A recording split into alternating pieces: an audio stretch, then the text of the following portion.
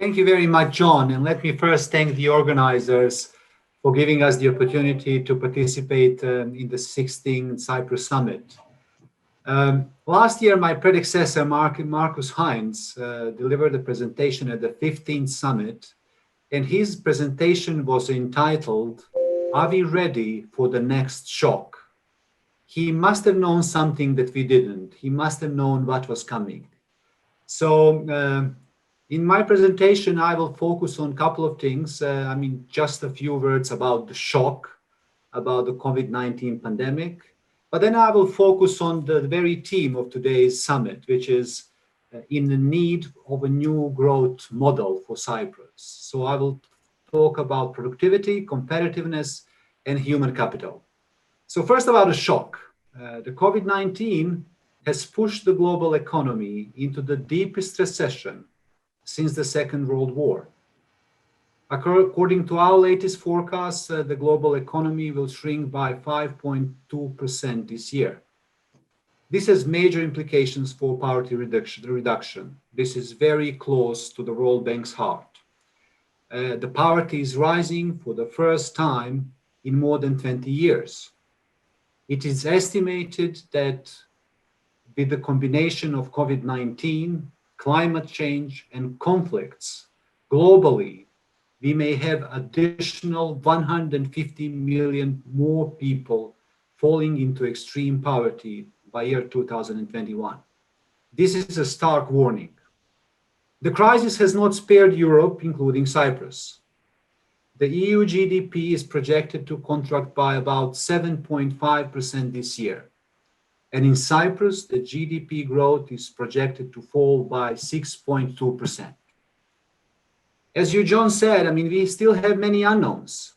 We still do not know the exact duration of this pandemic. How long will it last? There are promising news on the vaccine fronts, but there are still unknowns as to the distribution and rollout of the vaccines, and in particular to reach out to those who are mostly in the need. And there is a big unknown on the behavioral changes, on potential long-lasting effects the crisis may have on households, on firms, on governments. We are learning that in Cyprus, 6 out of 10 households were economically affected by COVID-19, with 4 out of 10 households having more than 20% drop in income.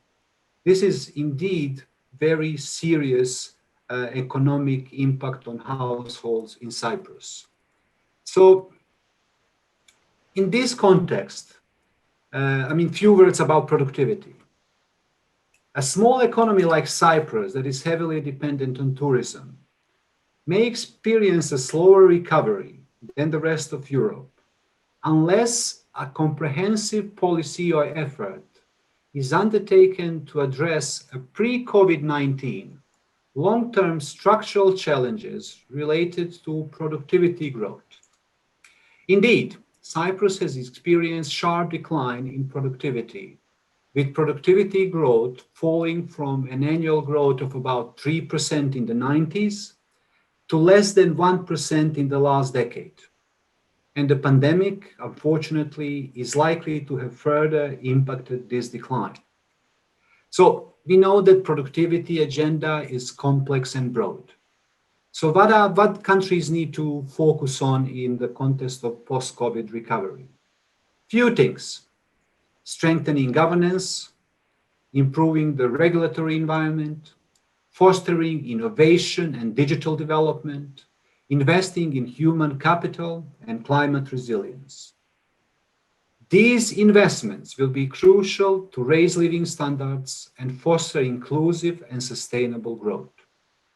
Now, a few words on competitiveness, and in particular, one dimension of competitiveness that will be a great opportunity for a country like Cyprus: digital. The World Bank has just published a report entitled Europe 4.0. Warmly recommend this report, which is very pertinent to the current moment. So the report is Europe 4.0, addressing the digital dilemma.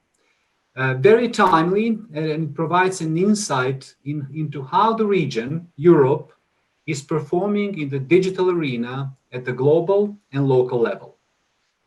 The report recognizes that Europe faces a triple imperative: economic competitiveness, market inclusion, and geographic convergence. The report concludes that Europe faces a digital dilemma. While new digital technologies create access to markets for smaller firms and lagging regions, they also create challenges if such expansion is concentrated only on large firms and leading regions. So, what can be specifically done in Cyprus to address this digital dilemma? What are the low-hanging fruits, if you want? One, invest and leverage digital technologies, including in tourism, to improve market intelligence and destination promotion.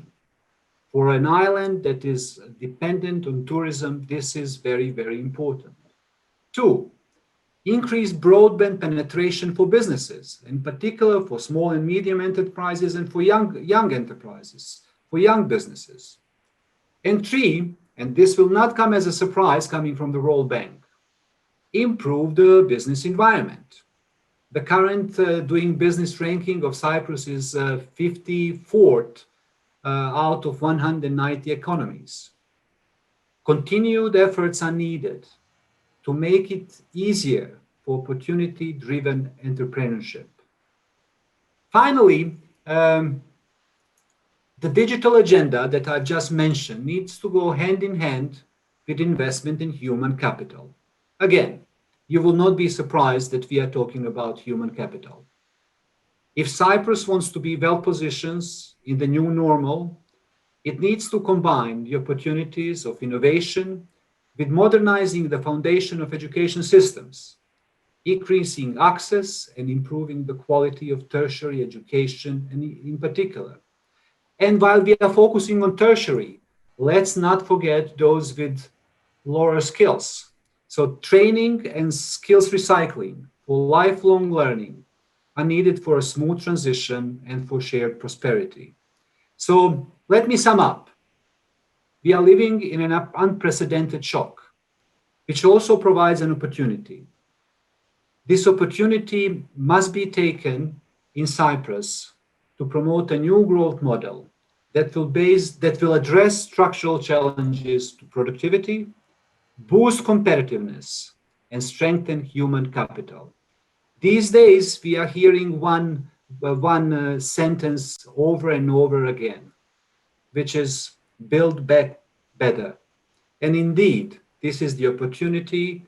This crisis, with all its unfortunate events, offers an opportunity to build back better society in Cyprus and across Europe.